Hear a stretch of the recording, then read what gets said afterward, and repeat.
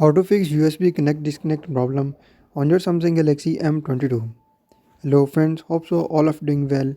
And in this video, as I told you, I'm going to show you how you can fix USB connect disconnect problem in Galaxy M22 smartphone. So before the starting video, don't forget to subscribe and also press the bell icon for more latest videos.